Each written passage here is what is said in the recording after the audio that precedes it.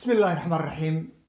maalintan barakaysan ilaahay ha inoogu wado maalmo oo kala barakaysanna ilaahay ha ina gaarsiiyo amiin. hal arrin oo keliyaan odhanaya, halkaa arrin waxay u kalifay dumarka badanka dumarka Soomaaliyeed ayaa waxay isu tiraan muuqaalo lagu dhaleecaynayo aan idhaahno madaxweynayaasha, waayo dadka madaxweynayaasha dadka Soomaaliyeed may dooran xaqiiqadii. waa dad loo dooray oo la yidhi maalin halkaa taga Somaliland ma kale Soomaaliyana hadalkeeda badaagan mabay dooranba. kuwaasay ka soo horjeedaan madaxweynayaashii hore raacsan yihiin sidaan u fahmay. marka dhalinyaro yaryar iyo niman waaweyn oo muuqaalo sameeyey ayay soo tuurayaan. muuqaaladaasi been oo keliya maaha, waa muuqaalo xaasidnimo ku salaysan, waa muuqaalo in qabiilada markii hore bay haystay lasii kala burburiyo ku salaysan.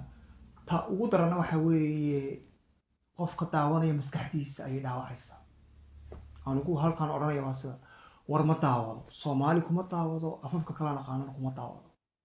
ilaa 2011 baan sida ahaa. waxaan iska joojiyey markii carabta mudaharaadku Tunisia iyo Masar iyo Liibiya iyo wadamada Bahrain uu ka dhacayay mudaharaadada iska joojiyey. waqtigaasaan ogaaday inuu warku been yahay oo laga leeyahay dadka in meel laga jeediyo noloshooda. marka waxaan ku jeestay noloshayda, sideebaan anigu noloshayda u soo hormarin lahaa. war ma daawado, waxa allaale wax iga soo kordhaya warka ma jirto. waxa iga soo kordhaya waxa weeye xan, dambi iyo madax xanuun intaan adduunka ku noolay. talana imanka dadka ma siiyo Soomaalida, 20 sano tala siinayay ilaa dhallinyarnimadeydii. imanka tala dadka waxaan siiyaa waa dadka bugaagtayda iyo ardaydayda oo kaliya, dadka macaamiishayda oo kaliya tala siiya. haddii aan tala siinayo laakiin waxaan odhan lahaa war maskaxdiina difaaca. warku waa wax xun.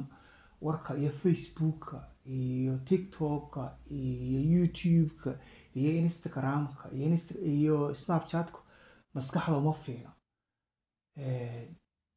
bulshada Soomaaliyeed dadku isataawo rag iyo dumar xitaa 10 jirka ayaan u fiirsaday. 10 jirku wuu isku buuqsan yahay xitaa. 10 jirku waxaad moodaa 40 jir qoys leh oo ciyaal leh siduu u fikirayo. marka war ma daawado, mana xiisaynayo Somaliland wixii ka dhacaya, Soomaaliya wixii ka dhacaya midna ma taageero. calan ma qaato, 18 May ma tago, 1 Luulyo ma tago. maxaa yeelay waa xag jirnimaduna diinta islaamka way ka soo horjeedaa. raali noqo.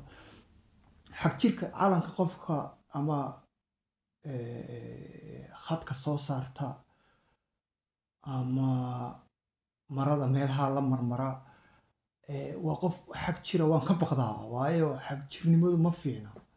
wadaninimadu waa qalbiga.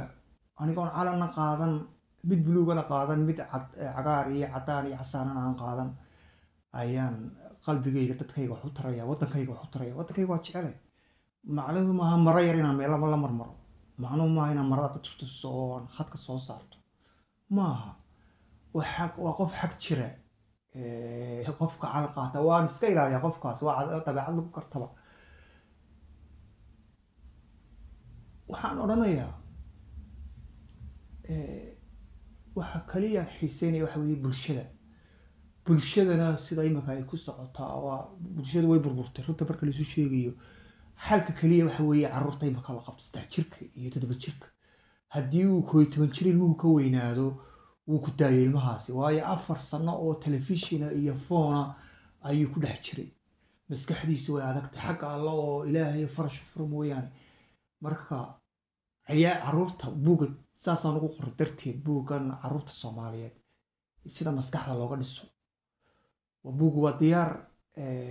muxuu ahaye wax badan buu ka caawinayaa carruurtoo la qabto. xitaa waxaan ka fiiray waalidkii waxay marna telefoon bay dumarkii ku jeedaan iyo raggii aabihiina kubadbiyada TVda sidee ciyaalka loo badbaadin karaa.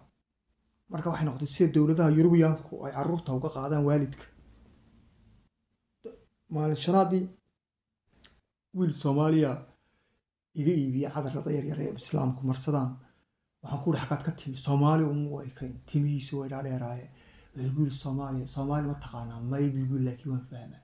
waan kula hadlay wuu fahmi waayey dhowlaata jir buuha waxaan ka naxay hooyadii aabihii way khasaareen waayo dee ingiriiskuna ma ogola yurubta kalena ma ogola waa nin madow oo muslina wadankiina afkii uu ku fahmi lahaa ma garanayo marka waalidkaas